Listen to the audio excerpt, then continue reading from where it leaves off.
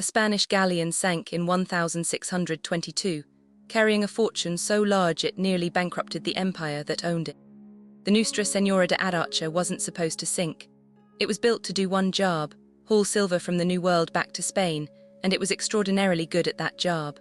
But on September 6, 1622, a hurricane caught the fleet off the Florida Keys.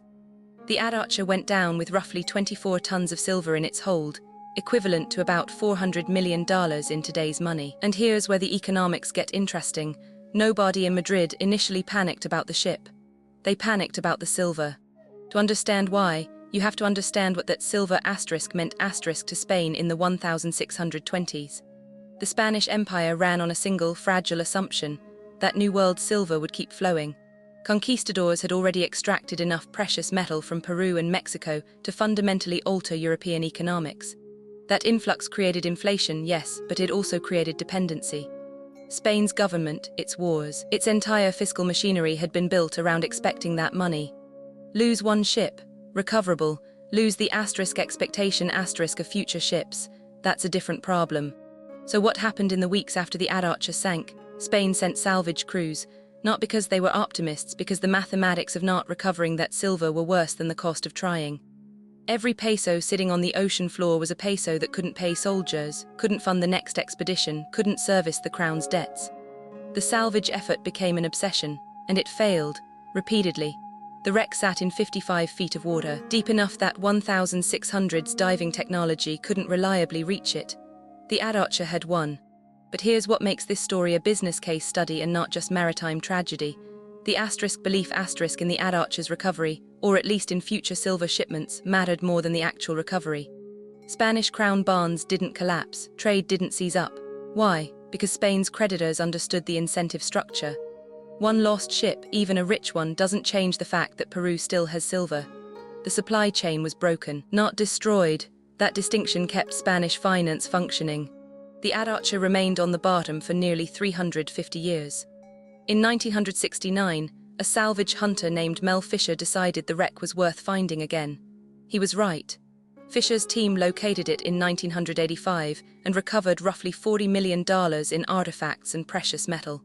But by then, the asterisk economic asterisk Atocha, the one that mattered to Madrid in 1622, had already been forgotten. The ship's true value wasn't the silver. It was what the silver represented, the assumption of abundance. And that's the mechanism worth understanding. Empires don't fail because they lose one shipment. They fail when they lose the asterisk expectation asterisk of future shipments. Spain didn't collapse in 1622 because the Atocha went down. It collapsed slowly over decades as the New World's output couldn't keep pace with European demand. The wreck was a symptom, not the disease, but Madrid treated it like the disease, which tells you something crucial about how power actually works. The real story of the Atocha isn't about treasure, it's about liquidity. When you're running an empire on the assumption that money will keep arriving, you're not actually running on money at all. You're running on credit, on the faith that the next ship will come. The moment that faith breaks, the whole structure becomes fragile. Spain had built itself into a position where it needed that silver more than it needed the ships. That's not a sustainable business model. What makes this case study enduring is that the same logic applies to modern systems. Substitute New World silver with oil revenue, or tech stock valuations, or real estate appreciation, and you've got the same structural problem. Entities, nations, corporations, individuals build their entire fiscal existence around the expectation of future abundance. When that expectation is interrupted, the machinery ceases. The Atocha didn't sink Spain, but it proved that Spain's foundation was already rotting. So when historians ask what the Atocha's loss meant for Spain, the answer isn't found in the salvage records or the insurance calculations. It's found in the decision-making that followed. Madrid didn't reform its dependency on silver. It doubled down. It sent more ships, borrowed more money against future shipments, and extended the same credit-based system deeper into the empire. The Atocha sank in 1622. Spain's fiscal structure didn't stabilize until after the 1700. That's a long time to wait for a single shipwreck to stop mattering. The wreck itself, the physical Atocha sitting on the seafloor, became a kind of economic Rorschach test. To salvage companies, it was a payday. To historians, it was a puzzle. To economists, it was a data point about supply sharks. To the Spanish crown in 1622, It was a crisis of confidence. None of those interpretations is wrong. They are just looking at different aspects of the same failure. The failure to build a system that could survive the loss of any single input, no matter how valuable. What the Atocha ultimately changed wasn't Spain's fortune. It was our understanding of how fortunes work. The ship sank with nearly $500 million in modern money aboard, but the real wealth, the structural advantage Spain had built, was already in the water. The Atocha was just the first to go under.